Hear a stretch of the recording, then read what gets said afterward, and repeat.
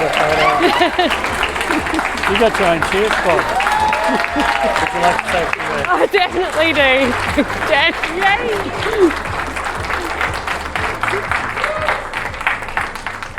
I don't know how to open my paper. Oh my gosh, anyone who knows me knows I don't really like to talk very much, so I won't be here for long. No. I figure small animal medicine, they had were saying a few words, and surgery had to say a few words, so I thought I might use their time plus my time. We also haven't had a new fellow to the chapter for 13 years.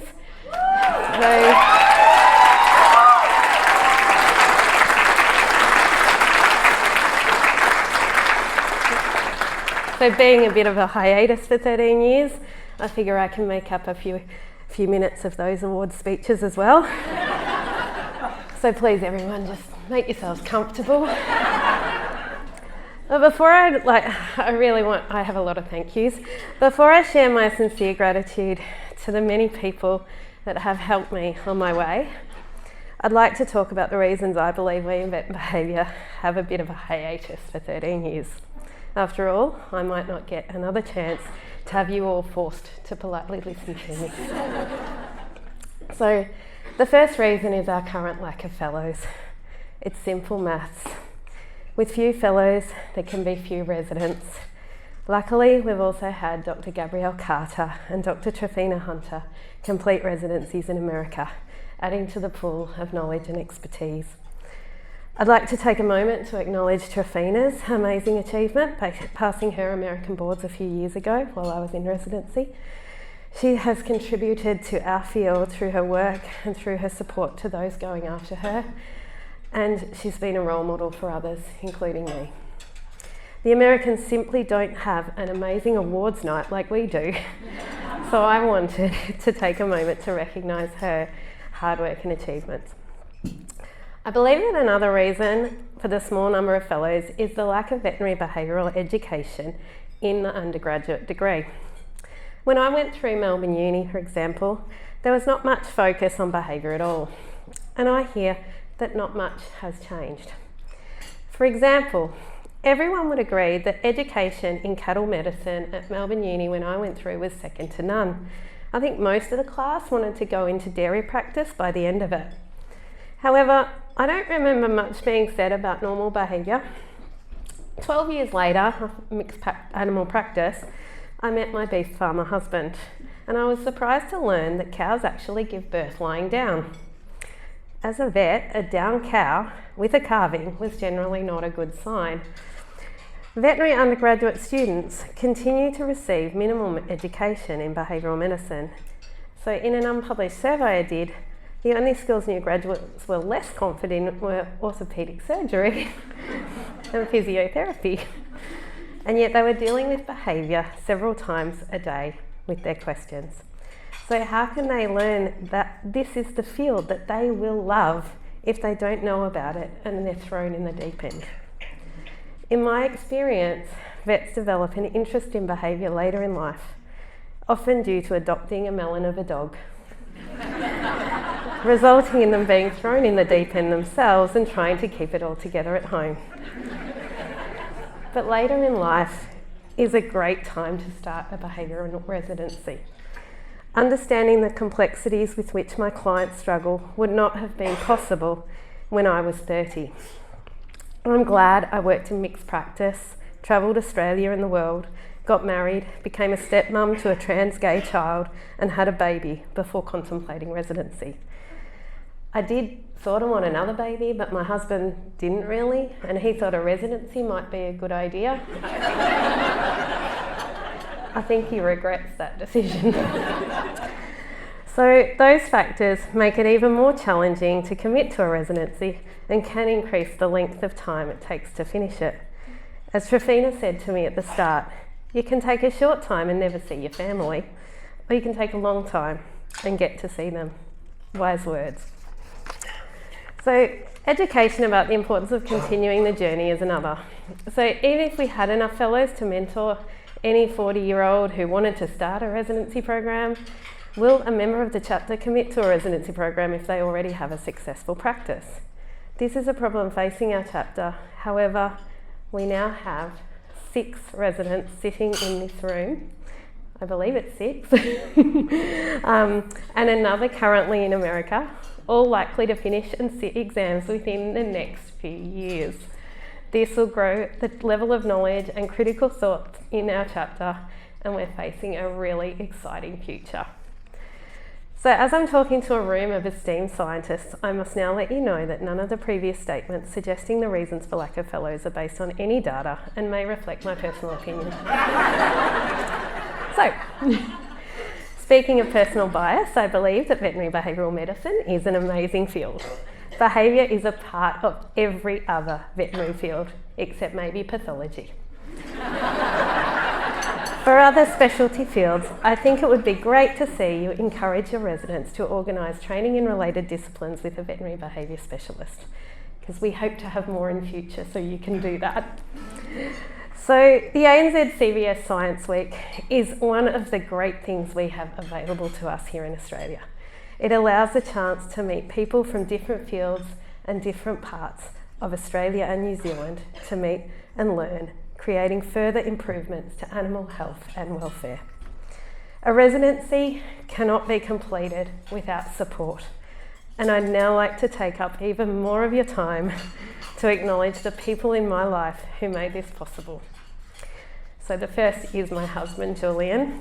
I didn't make him come tonight because he really has sacrificed enough.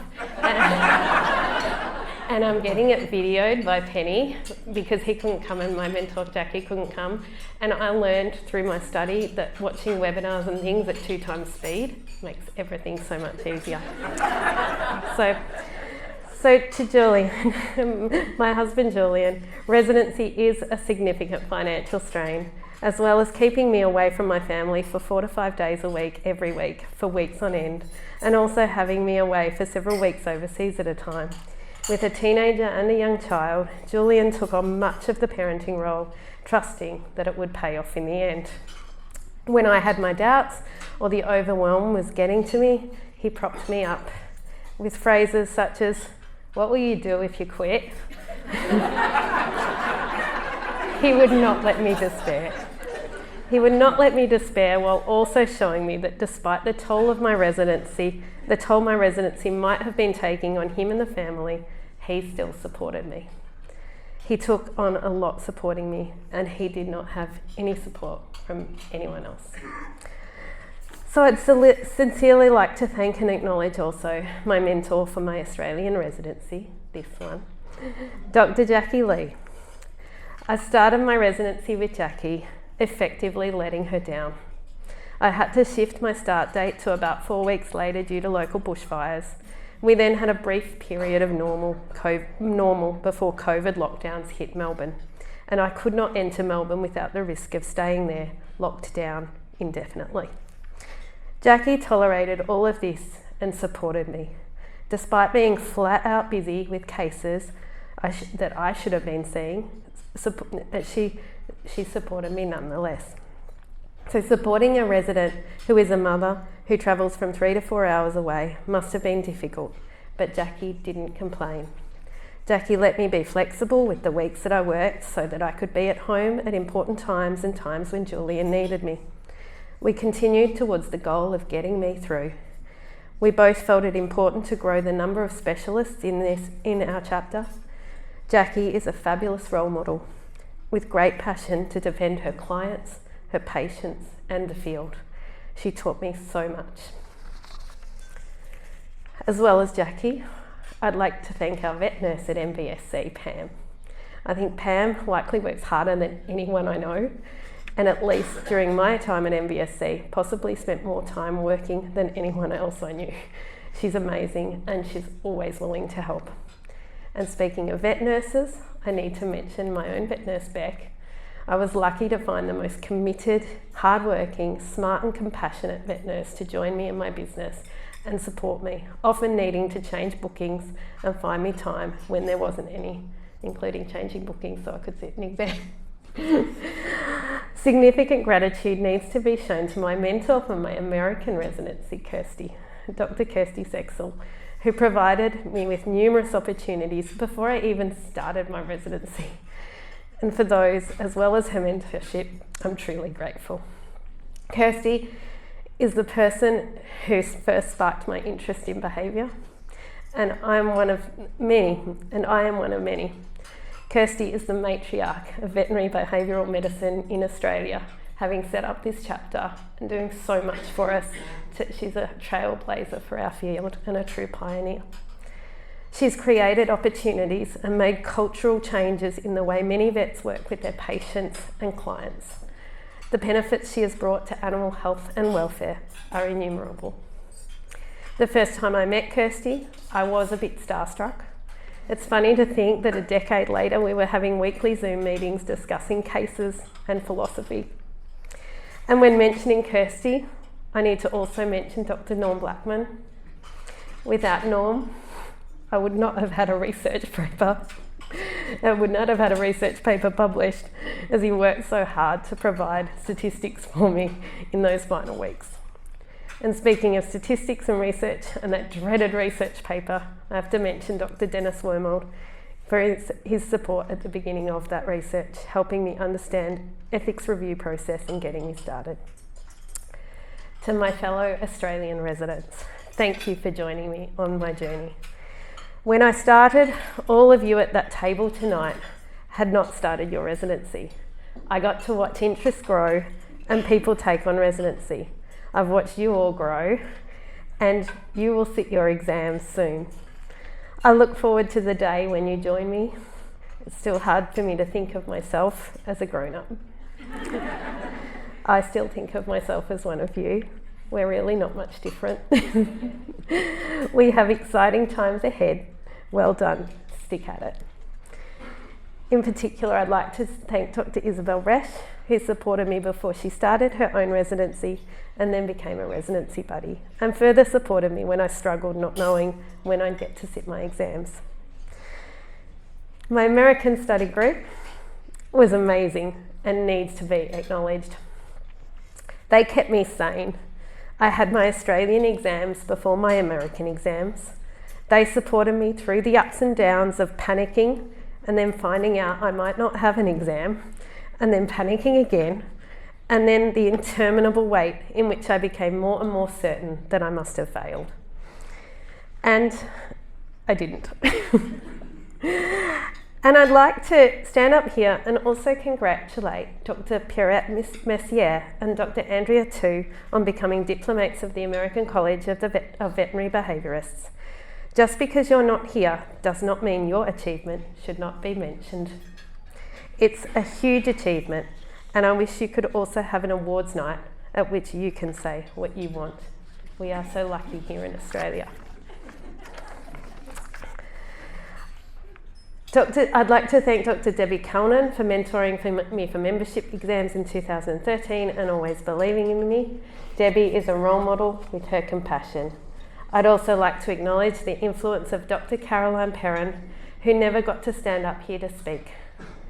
Caroline has been a role model to me with her intelligence and ability, as well as her compassion that only Dr. Debbie Calnan could rival. I hoped to be more like Caroline. Unfortunately, I've come to terms with the fact that I simply cannot be that good. I love that we both wanted to be more like Debbie. Caroline didn't even know she was so amazing. I'd like to also thank Mr. Rob Hopkins for awarding me with the Caroline Perrin Memorial Award. It's so wonderful to see that tonight Caroline's legacy lives on and that award will again help another resident Ash. My examiners need to be mentioned. Due to the small number of specialists, examiners for behavioural medicine ultimately come from overseas. Dr. Kathy Haupt immediately put her hand up to examine me all the way from New York. She's so devoted to behavioural medicine as its grand matriarch. And Dr. Jaume Fatcher from Barcelona, who did not know that by accepting a keynote speaker position at the AVA conference, he'd be cornered into teaming up with his own mentor to write an exam. I thank them for developing fair and challenging exams so that I was able to sit them only 2 months after the original proposed date. Their warm approach to the oral was comforting and welcoming, and not what I expected. I thank Dr. Marianne Hiskett and Dr. Jennifer Carter for coming to my local area to invigilate so that the stress was lessened. They helped minimise my stress without giving me false hope, and they were very, very professional. Thank you.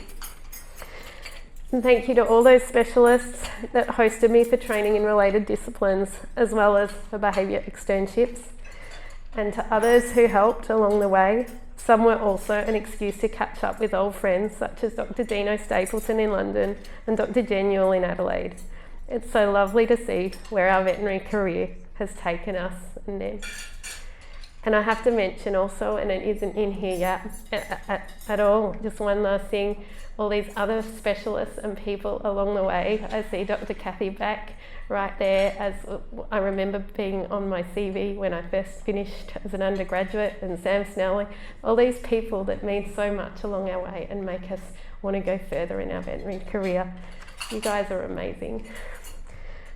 But the last one of all that I want to thank is my dog Izzy. My dog of 14 and a half years, who taught me so much, not just about behavioural medicine, but also about the human-animal bond and how distressing it can be for an owner to contemplate taking their dog to the vet when they know the distress that it will cause. Izzy taught me that. Thank you.